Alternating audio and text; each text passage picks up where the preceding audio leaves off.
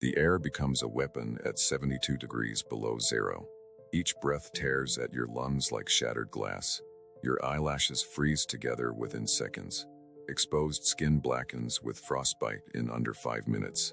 The cold doesn't just hurt, it hunts. It searches for weaknesses, exploits every vulnerability, and extracts heat from your body with ruthless efficiency. In the remote Siberian territory of Yakutia, winter isn't a season. It's a siege that lasts 9 months. If this kind of survival knowledge interests you, subscribe. Let's keep going. What's remarkable isn't that humans die in these conditions. What's remarkable is that they don't. For over 1,000 years, the Yakut people have not merely survived but thrived in what NASA scientists consider more hostile than the surface of Mars during winter. The average January temperature in the Sakha Republic hovers around -58 degrees Fahrenheit, with recorded extremes reaching -96 degrees Fahrenheit. Western engineering fails catastrophically in these conditions. Metal becomes brittle, fuel gels, electronics shut down, concrete cracks. Yet traditional Yakut structures stand defiant against the brutal cold, housing families through blizzards that would collapse modern infrastructure. This isn't a story about primitive ingenuity or making do with less. It's about superior environmental engineering developed through generational wisdom. The uncomfortable truth is that our modern approaches to extreme weather are fundamentally flawed. We fight against conditions rather than adapting to them. We force solutions rather than finding them. And nowhere is this more evident than in the Arctic dwelling techniques developed by people who understood that to survive the cold, you must first respect it. The foundation of Yakut survival begins with strategic positioning. While modern construction often prioritizes views, convenience, or property boundaries, traditional Yakut structures were invariably built with a profound understanding of microclimate selection. Settlements were always established in valleys or depressions, never on hills or exposed plains. This positioning exploits a critical atmospheric phenomenon: cold air sinks. By building in low-lying areas surrounded by forest protection, Yakut structures benefit from significantly higher ambient temperatures, sometimes as much as 20 degrees warmer than just a few hundred feet higher. This principle extends beyond simple elevation considerations. Yakut builders meticulously oriented every structure to minimize wind exposure, positioning entrances away from prevailing winter winds and using natural forest windbreaks. The ideal site would feature dense pine or larch forests on the north and east sides, creating a natural shield against the most brutally cold winds while allowing southern sun exposure to provide passive solar heating during the brief daylight hours. Modern builders often clear sites entirely for construction efficiency, but Yakut builders understood that every tree left standing was a living windbreak providing crucial protection. Traditional structures were partially subterranean, with roughly 1/3 to 1/2 of the dwelling dug into the ground. This technique exploits the Earth's remarkable insulating properties. Even in permafrost regions, subsurface temperatures remain relatively stable compared to the extreme fluctuations experienced above ground. By embedding the structure partially underground, the builders created a thermal buffer zone that significantly reduced heat transfer. The dwellings were not fighting against the environment but becoming part of it, using the very permafrost that makes conventional construction impossible as an ally in temperature regulation. Water management forms another crucial aspect of site selection. Yakut builders avoided areas where spring meltwater might accumulate while ensuring access to clean water sources that wouldn't freeze completely. The relationship between snow accumulation, water drainage, and structural integrity was understood with remarkable sophistication, knowledge that wasn't written in textbooks but passed through generations of observation and adaptation. The true genius of Yakut construction becomes apparent when examining the physical structure itself. The traditional Yakut dwelling, known as a balagan, represents one of the most thermally efficient housing designs ever created. At first glance, its construction might appear simple, a timber frame packed with insulating materials. But within this apparent simplicity lies extraordinary sophistication. The structural framework consists of larch logs, a critical material choice that modern builders would do well to study. Larch contains natural resins that make it exceptionally resistant to rot even in challenging freeze-thaw conditions. Unlike many commercial timbers, It maintains structural integrity through extreme temperature fluctuations without cracking or warping. The logs were traditionally harvested in late winter when sap content was lowest, further enhancing their durability and insulating properties. What truly distinguishes Yakut construction is the wall system's layered complexity. Rather than relying on a single thick barrier, traditional balagans employed multiple distinct layers, each serving specific thermal functions. The outer wall consisted of split larch logs placed vertically, creating the primary structural framework. This was followed by a layer of birch bark, nature's perfect waterproofing material, containing oils that repel moisture while remaining flexible in extreme cold. Behind this initial barrier came the critical insulation layer, a thick packing of cured moss, specifically the variety known as sphagnum. This isn't simply a primitive substitute for fiberglass insulation. It's arguably superior in several key respects. Sphagnum moss contains natural antibacterial compounds that prevent rot and resist mold growth. It maintains its insulating properties even when somewhat damp, and it effectively regulates humidity, absorbing excess moisture when conditions are damp and releasing it when the air becomes too dry. The moss insulation was typically 12 to 18 inches thick, creating an R value that would impress modern energy efficiency experts. This was further enhanced by an inner wall of closely fitted timber, creating a continuous thermal envelope. The final interior layer consisted of animal hides, typically reindeer or bear, providing both additional insulation and a comfortable interior finish that wouldn't feel cold to the touch like wood or stone surfaces. The roof employed a similar layered approach, but with additional considerations for snow load and the physics of heat loss. Traditional Yakut roofs were steeply pitched, not just to shed snow but to minimize the surface area exposed to the coldest air, which accumulates at the highest point of interior spaces. The roof layers typically included structural timbers overlaid with birch bark, moss insulation, and a final layer of sod or earth, creating a living roof that provided additional insulation while helping to secure the underlying materials against fierce Arctic winds. Perhaps the most ingenious element of the balagan was its entrance system. Rather than a single door, which would create a massive thermal breach every time it opened, traditional structures employed a cold trap entrance. This consisted of a narrow, low corridor that forced entrants to duck down, preventing warmer air from escaping through the top of the doorway.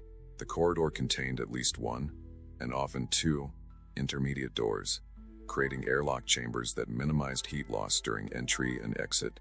The entrance corridor was typically built on the least weather-exposed side of the structure and was sometimes partially covered with snow in winter for additional insulation. The heating system employed in traditional Yakut dwellings represents another marvel of environmental engineering perfectly suited to extreme conditions. At the heart of the balagan stood the shivel, a highly specialized fireplace that bears only superficial resemblance to European or American hearths. The shivel was typically constructed from clay reinforced with animal hair and bone fragments, creating a remarkably durable heat-absorbing mass that would not crack under extreme temperature differentials. Unlike conventional fireplaces, which send the majority of their heat straight up the chimney, the shivel was designed around the principle of heat storage and gradual release. The structure featured thick walls with complex internal chambers that absorbed heat from the fire and radiated it slowly over many hours.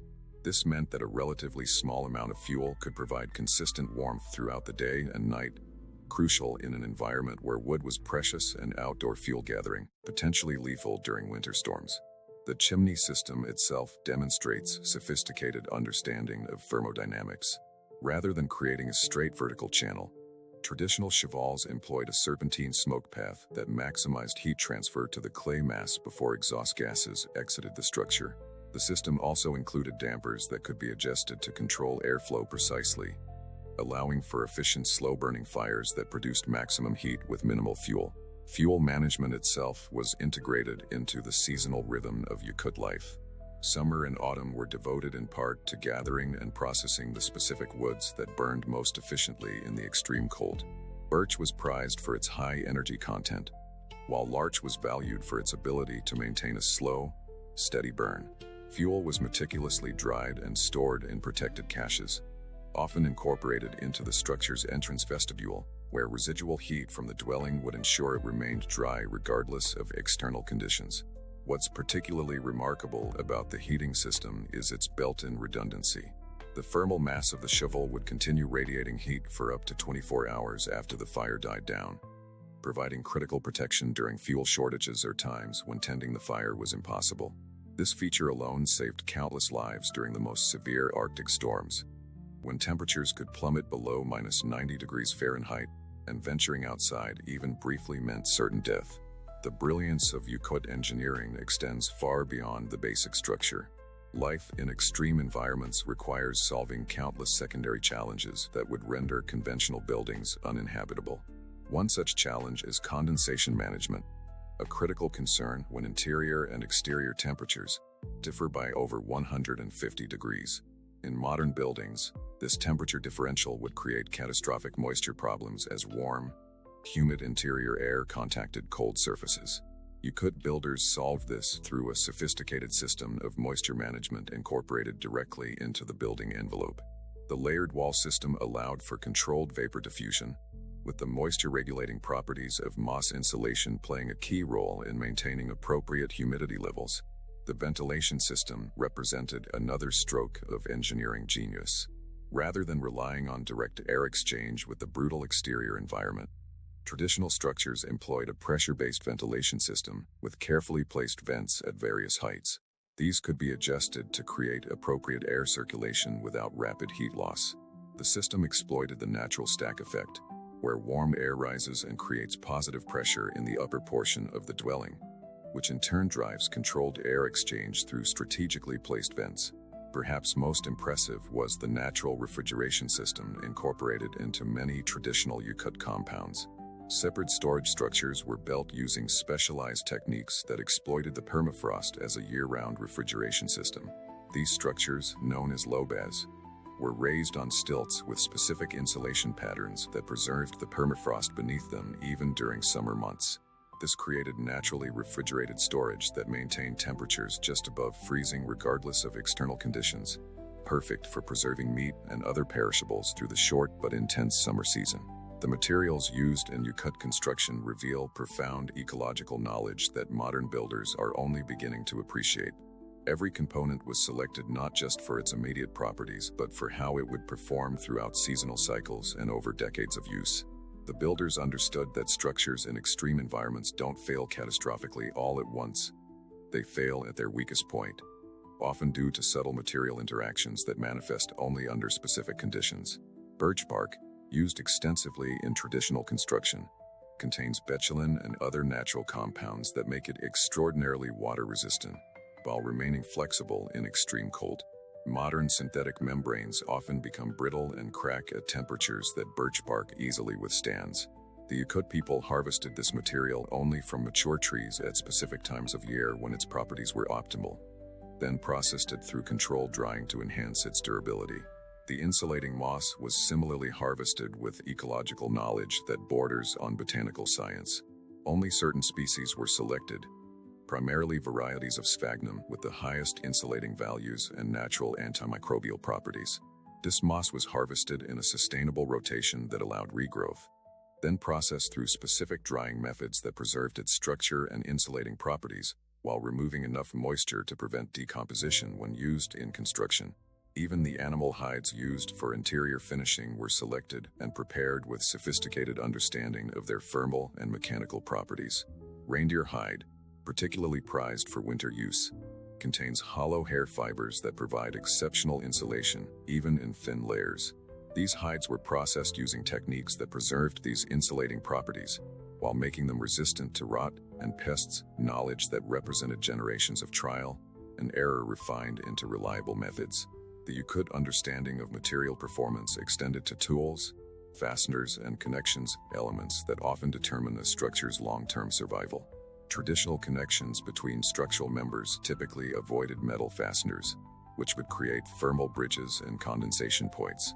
Instead, they employed precisely carved wooden joinery, sometimes reinforced with rawhide bindings that would tighten as they dried, creating connections that actually strengthened over time. What makes Yakut construction particularly remarkable is its adaptability to changing conditions. Far from being static, traditional designs evolved continuously in response to climatic shifts, material availability, and cultural needs. Unlike modern construction, which often employs standardized approaches regardless of specific site conditions, Yakut builders modified their techniques based on microclimate variations, tailoring each structure to its precise location. This adaptability extended to seasonal modifications. Many traditional dwellings included elements that could be reconfigured between winter and summer use.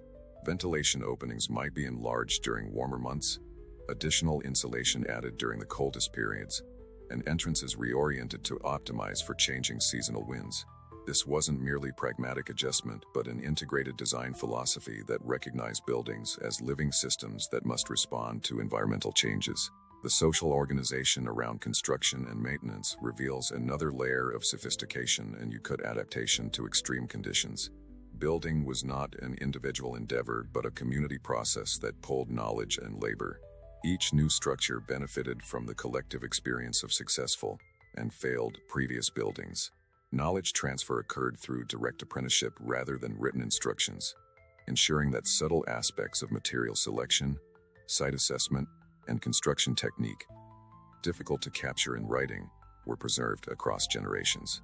Maintenance followed a similarly communal approach with specific seasonal rhythms. Spring was dedicated to assessing winter damage and planning repairs. Summer allowed for major structural work and material gathering. Fall focused on weatherproofing and preparing for the coming winter siege. This seasonal rhythm wasn't merely practical. It represented a sophisticated system of preventative maintenance that addressed small issues before they could become catastrophic failures during the most dangerous months. The philosophy underlying Yakut construction stands in stark contrast to modern approaches to extreme environments. Modern engineering typically attempts to create hermetically sealed environments that resist external conditions through brute force, massive heating systems, standardized insulation, and mechanical systems that fight against rather than work with environmental conditions. This approach requires enormous energy inputs and creates inherently fragile systems where mechanical failure can quickly become life-threatening. Yakut philosophy, by contrast, embraced a principle that might be called resilient adaptation. Rather than fighting against environmental conditions, traditional structures worked with them, using natural processes and materials to create microclimates that could sustain human life with minimal ongoing energy input. The buildings were designed with multiple redundancies and passive systems that could maintain livable conditions even during system failures or resource shortages. This philosophy extended beyond pure survival to incorporate sustainable resource management.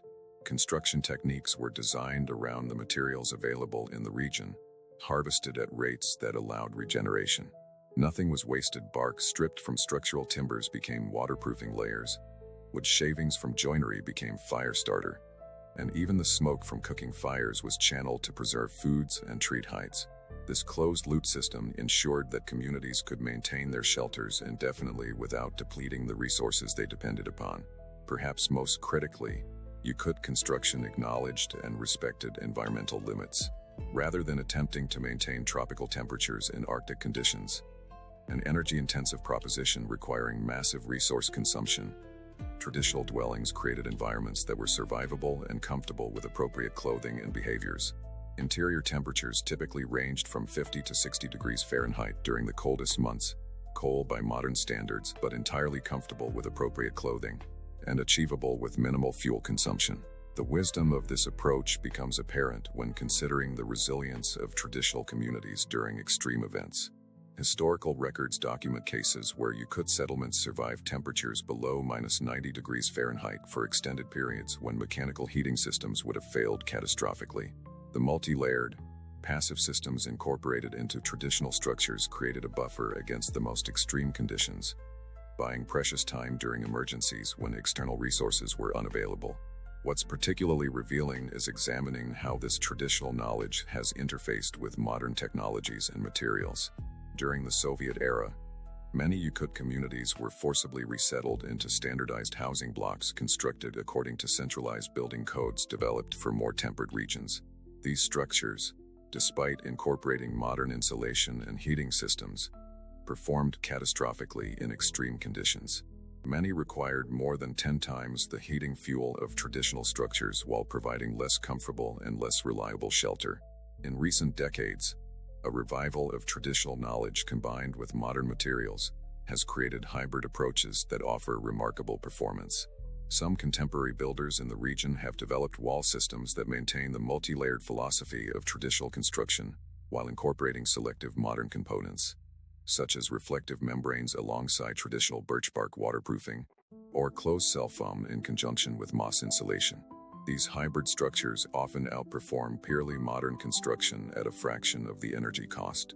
The true test of Yakut building philosophy comes during the coldest dark of winter, when temperatures plunge below -80 degrees Fahrenheit and storms can rage for days. During these periods, most modern mechanical systems become unreliable or fail entirely. Fuel deliveries become impossible. Electronic controls freeze. Battery systems fail. In these conditions, the passive resilience of traditional design principles proves its value. Structures incorporating these principles maintain survivable internal environments through multiple redundant systems that require no external energy input beyond modest amounts of stored fuel. This resilience extends beyond pure survival to encompass quality of life under extreme conditions. Traditional structures incorporated sophisticated features that address the psychological challenges of Arctic living, strategic placement of windows to maximize precious winter sunlight, interior layouts that balanced communal gathering with private spaces, and careful attention to acoustics that created a sense of security and separation from the howling storms outside. These weren't luxuries but essential components of designs that sustained not just human bodies but human communities through the most challenging conditions on Earth. What makes this traditional knowledge particularly valuable today isn't simply its historical significance, but its renewed relevance in a world facing climate instability. As extreme weather events become more common globally, the principles developed over centuries in Yakutia offer lessons in creating truly resilient structures, adaptable to changing conditions. The philosophy of working with rather than against environmental forces, of creating multiple redundant systems rather than relying on single-point mechanical solutions, has applications far beyond the Arctic. The harsh reality we must confront is that much of our modern understanding of sustainable architecture is fundamentally flawed. True sustainability isn't achieved through adding solar panels to fundamentally inefficient structures or installing smart thermostats in buildings that fight against their environment. The Yakut tradition demonstrates that genuine sustainability comes from deep environmental adaptation, creating structures that require minimal energy input because they work with natural forces rather than against them. The most profound lesson from the Yakut building tradition isn't a specific technique or material, but rather a fundamentally different relationship with the environment. Where modern construction often treats extreme conditions as enemies to be conquered through technological force, traditional builders recognize them as teachers whose lessons must be respected. The brutal cold wasn't merely an adversary but a force that revealed weaknesses, refined techniques, and ultimately shaped a building tradition of extraordinary resilience. This shift in perspective, from conquest to collaboration, from resistance to adaptation, represents the hidden wisdom embedded in these Arctic shelters. The structures themselves aren't merely collections of clever techniques, but physical manifestations of a worldview that understood human survival depends not on dominating natural forces, but on aligning with them. This wisdom wasn't written in textbooks, but encoded in the very walls that sheltered generations through conditions that modern technology still struggles to address. As our climate becomes increasingly unpredictable and extreme weather more common, this ancient wisdom takes on new urgency. The principles developed over centuries in the most challenging environment on Earth offer proven strategies for creating truly resilient structures, not through brute force resistance but through intelligent adaptation. The Yakut tradition reminds us that our most sophisticated technology isn't found in smart homes or automation, but in deep environmental understanding translated into physical form. Perhaps the most powerful aspect of this tradition isn't its technical sophistication but its proven longevity. These building practices sustained communities through centuries of Arctic extremes without depleting the resources they depended upon. They represent not just survival strategies but regenerative systems that could be maintained indefinitely, the definition of true sustainability. In a world increasingly concerned with resilience and environmental limits, these ancient builders offer wisdom we cannot afford to ignore. What would our cities look like if we designed with Yakut principles? How would our relationship with energy change if our structures worked with environmental forces rather than against them? What would it mean to build homes that could maintain livable conditions through power outages and fuel shortages? These aren't abstract questions, but pressing concerns in a world of increasing climate instability. The next time you hear about record-breaking cold, about power grids failing and modern systems collapsing under environmental pressure, remember that humans have already solved these problems. The solutions don't require advanced technology or enormous energy inputs. They require respect for environmental forces and the wisdom to work with them rather than against them. This ancient knowledge, refined through centuries in Earth's most extreme environment, may hold keys to our future survival on a planet of increasing extremes. If this exploration of Arctic survival engineering has given you new insights, consider sharing it with someone who appreciates the wisdom found in traditional knowledge. Leave a comment about which aspect of Yakut building techniques you found most surprising or which principles you think could be most valuable in modern construction. The lessons from these remarkable structures aren't just historical curiosities. They're proven strategies for human resilience in the face of environmental extremes.